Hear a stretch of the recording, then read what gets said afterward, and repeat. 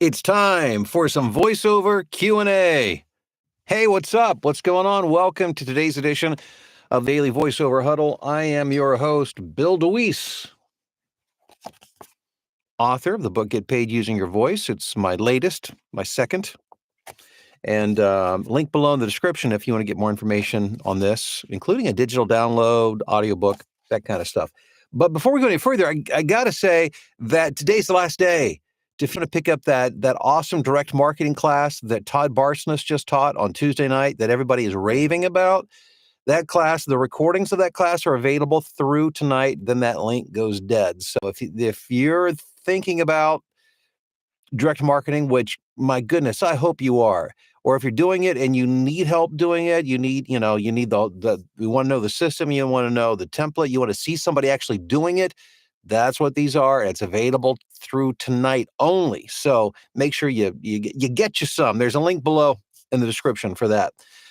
Well, TGIF. Hope you guys have had a good week. Yeah, it's been a good week for me. I was trying to think if there's anything exciting that's happened since we last talked, aside from just working. And no, not really. Just good stuff. Still booking work on Fiverr. That's been exciting. As you guys know who are in the game right now, it takes a little while to get the traction, and now it seems like I'm getting some sort of correspondence from somebody on almost a daily basis and booking work every week. And so that's been fun and exciting.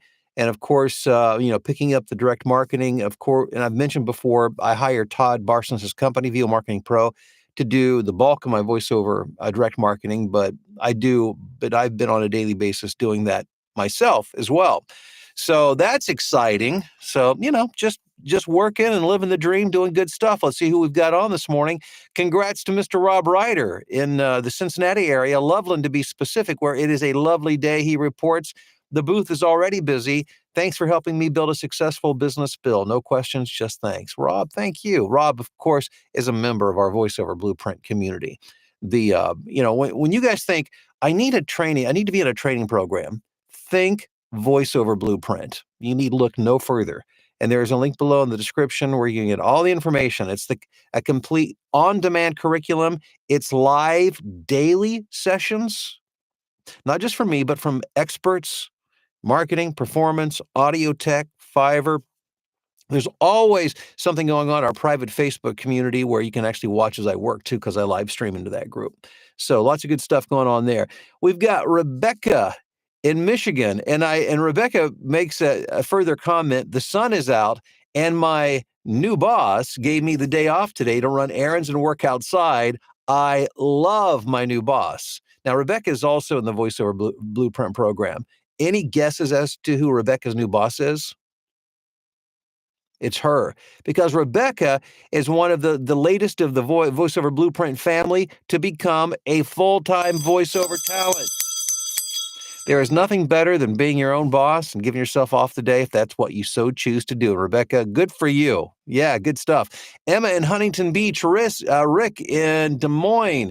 We've got Corey in Whitehall, Wisconsin, Phil in Tokyo, Nephi in Knoxville, Tennessee, Mike in York, Pennsylvania, Dong Chow in Plano, Texas. Good morning. Maggie, to you. Good morning in Pittsburgh. Let's see. Quick question about direct marketing. When you reach out to cold contacts, do you do so from your personal email or through a marketing email system like MailChimp? I just do it through my regular email account when I'm doing the cold contacts, because I only save the warm contacts. The cold contacts are just, I'm doing it fast and furious, casting a very broad net. And of course, Todd, I hired Todd Barsness' company, VO Marketing Pro. They do all the back end stuff. So they do the follow up. But it would be, once you build that list of warm contacts and prospects to follow up on, it wouldn't be a bad idea to have like a MailChimp or something where you can integrate their name. So you always want it to look personal. So having some sort of a system is not a bad idea at all. Well, but while the list is small, you can always do it, one at a time. But once it becomes bigger, it might be more efficient for you to do otherwise. We've got GS in Longview, Washington, Mary in New Jersey, Johnny, San Francisco, Mike in Matawan, New Jersey. He says, Coach Bill, you are the best. I've learned almost everything from you, and I appreciate it very much. Well, Mike, thank you. Man, so nice. Thank you. I appreciate that. Jason in Newport, Oregon. Mark in California, Central Valley. Amanda in Westchester, Pennsylvania. Greg in Asheville, North Carolina. Aaron, let's see here, in Westchester. No, I'm sorry. Aaron's in, I don't know where Aaron's from, but happy Friday, Aaron. Sirius in Charlotte. Will, how are you doing? Let's see, morning from a cooperage in Moorhead, Kentucky. A cooperage. Did I get that right? I apologize if I didn't. I'm not even sure what I'm talking about, to be honest. Wayne in Port Orchard, John in Rhinebeck, Dennis, good morning in Pasadena. Ethan, hello to you in sunny Toronto. I remember I visited Pasadena a few times. It was back in the 80s. It was a while back. And of course we did the whole Los Angeles thing. And Vicky and I one day went to Rodeo Drive. And while I was walking, we were walking Rodeo Drive.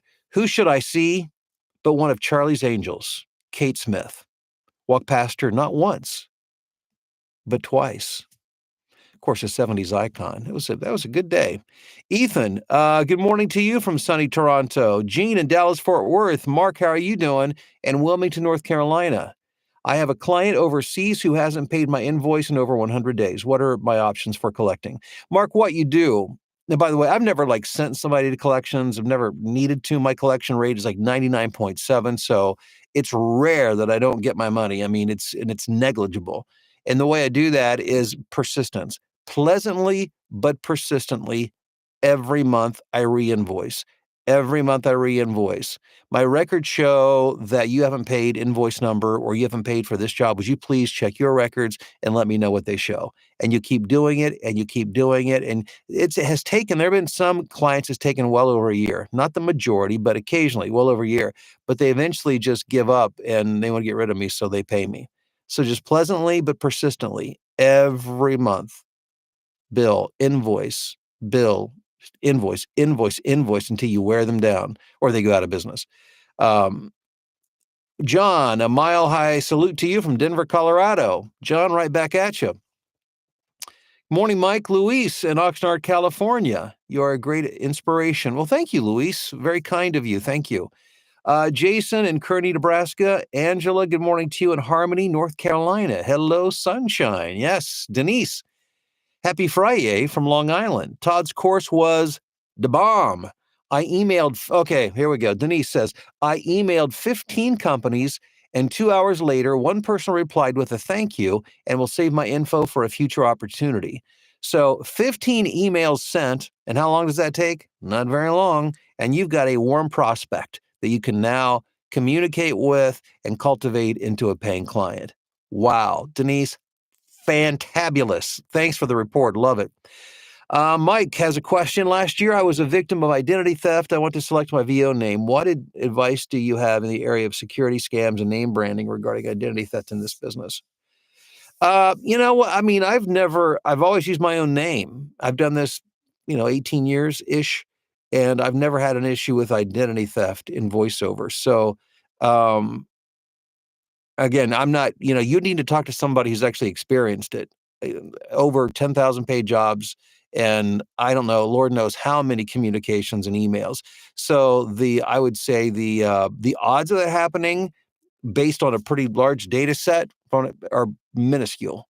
So it hasn't been something that I've really had to be overly concerned about. No different than dealing with any other business or anybody else. We've got Heather. Good morning, Florida sunshine, coming in for another week. Yes, Mary, when fairly new on Voices 1, 2, 3. How selective should I be when auditioning? Don't they have different algorithms that can hurt your invitations to audition if you submit for everything? Mary, Voice 1, 2, 3, and most of those platforms continually change their algorithm. And even though I'm on the platform, I don't know I'm not aware of that being the case, but maybe, but I'm not aware of that being the case. The approach I've always taken is if I'm going to audition on there, I'm looking at the budget. That's the only thing I'm concerned about. Being if it's within a budget that I'm interested in, and also if I'm one of the first 20 to 30 people to respond. The data shows that most people who get hired for these kind of jobs are one of the first 20 who respond. So those for me are the two main things to keep in mind. Terry in Falston, Maryland. Good morning, Scotty, Brookings, South Dakota. Oops, the stream's moving on me. Christopher in Dubuque, Iowa. Mike says, I love the blueprint and continue to learn something every day. Happy Friday from South Alabama. Thank you, Mike. And for you guys who aren't in the blueprint, why are you not in the voiceover blueprint? I want to put you in. Here's the thing. As a voiceover coach, I want to give everybody the best chance possible to succeed, and not only to succeed, but to thrive, to build something sustainable that will continue and continue to grow. And so if you want to surround yourself with the best information, the support, the ongoing support, the community that's going to give you the best chance of doing the best that you possibly can in voiceover, there is no better option than the voiceover blueprint. And again, the link is below in the description just so you can do some more research and learn more. Sandra in Dallas, Fort Worth. Dave in New York City, good morning. Would a box with acoustic foam be sufficient treatment if I can't set up a booth? Maybe. It depends on how good or bad the general room is to begin with. So in other words, how much work do you need to do to mitigate outside noise and the conditioning, the acoustic treatment of the room? And then it also depends on the materials that are used and how they're used. And so I can't just say yes or no. You'd have to actually, create it and then test it out. And if it's not good enough, then you might have to test some other materials. I will say this, if you're going to do something like that, make sure that you get good acoustic foam. Don't make the mistake I made early on. I just bought a bunch of cheap acoustic foam on Amazon early in my career. It was like 3 to 4 inch foam, and I thought because it was thick, it was good. That doesn't matter as much as density. Density is, I'm not saying thickness doesn't matter. It does matter to a certain extent, but I'm telling you, 4-inch foam that's cheap is next to, it's virtually useless. So make sure that you get good acoustic treatment to use in that box. That will make a huge difference.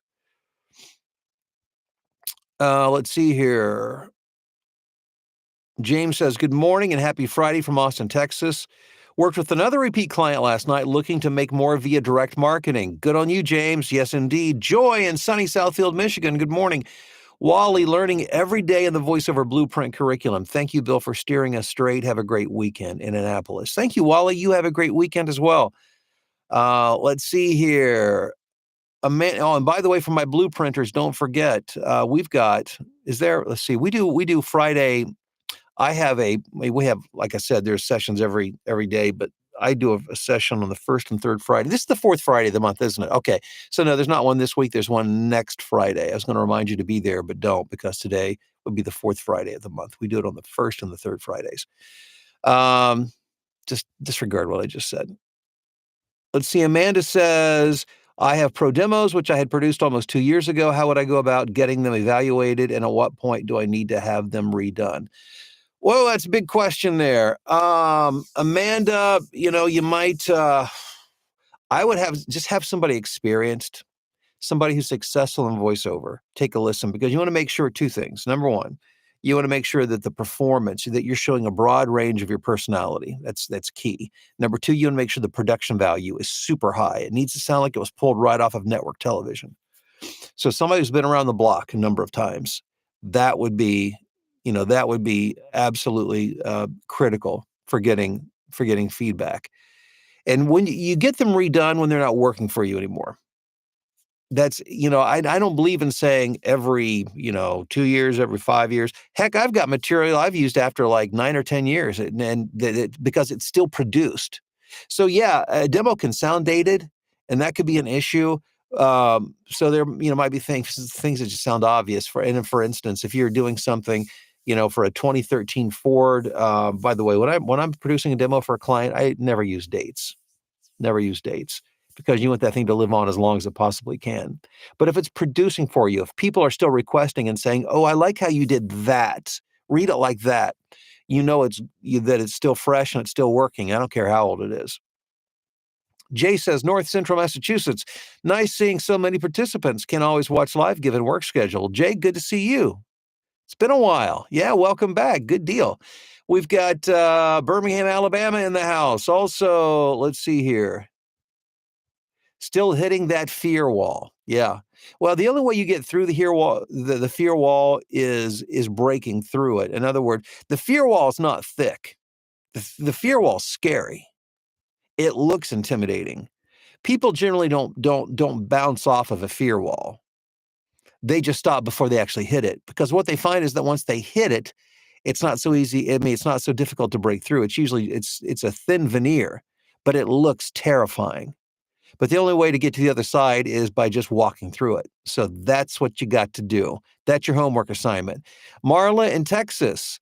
We've got, Tasmania in the house. Yes, Australia. Question, does one need professional indemnity insurance when doing VO work outside of the pay-to-play sites? You know what? I've been asked about that. I personally don't. It's not something I worry about. I'm concerned about. It's hard for me to imagine a scenario where that would be an issue that I need to be concerned about.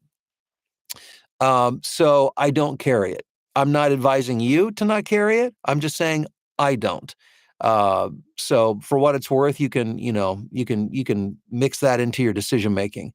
Tim and Altoona, Alex,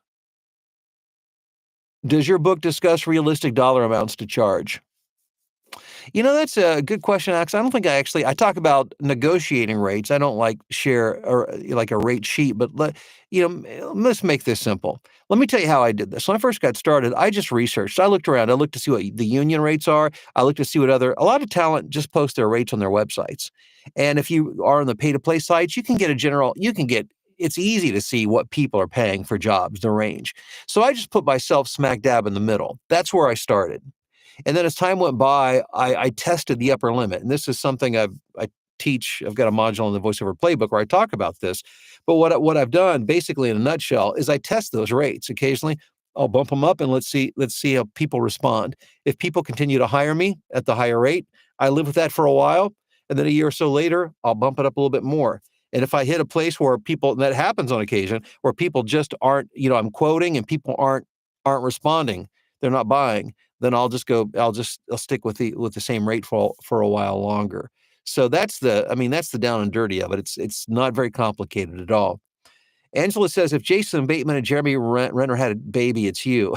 You know what? I wish I had $1 for every time somebody has told me that they say they're being nice. They say you look like Jason Bateman. I know I look like an older, fatter Jason Bateman, but yeah. And Jeremy Renner, I may have mentioned this earlier. I tell you, I must have a face that can easily be seen as somebody else, because I can't tell you how many times I've been in a restaurant and like a server has told me you look like, and they'll say somebody they've seen on TV or movies, like actors, mostly Jason Bateman and Jeremy Renner, but I've gotten others as well. I had a colonoscopy this past summer. And so they wheel me into the procedure room. And while I'm waiting for them to knock me out, there's a small group of like doctors and nurses gathered outside the room. They're looking in. I can see they're talking and looking at me.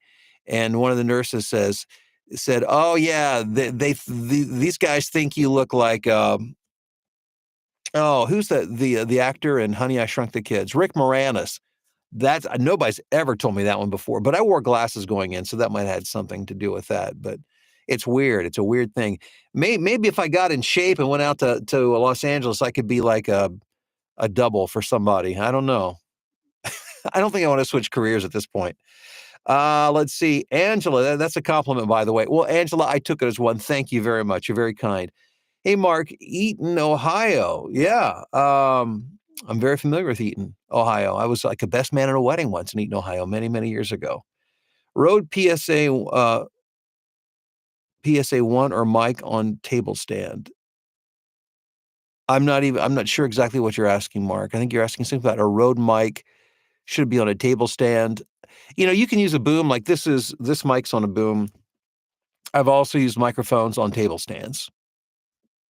The boom, I just like to have this space clear for me to have my stuff on, my coffee and all that. I don't want to take up space with a table stand, but you can. What you need to make sure, you want to make sure that you use like a shock mount so that it absorbs any vibration. And if I were to use a table stand, I would also put some sort of foam or absorbent material, maybe an acoustic tile even underneath that. So again, to stop any kind of reverberation, vibrating going up into the microphone stand, into the microphone. Well, guys, thank you for being here. Thanks for your questions. I love it. Always love hanging out with you guys. I appreciate you being here. I mean, and you guys, our group has grown, and you're so committed to being here, and I love that, and I appreciate that. I'll give you one more reminder that the direct marketing class, as taught by none other than the leading email marketer and all of voiceover, Todd Barsness. Those videos are available through tonight. Again, that link goes dead at midnight tonight. So if you're interested, get on it, and have a great weekend. We'll see you soon. Bye.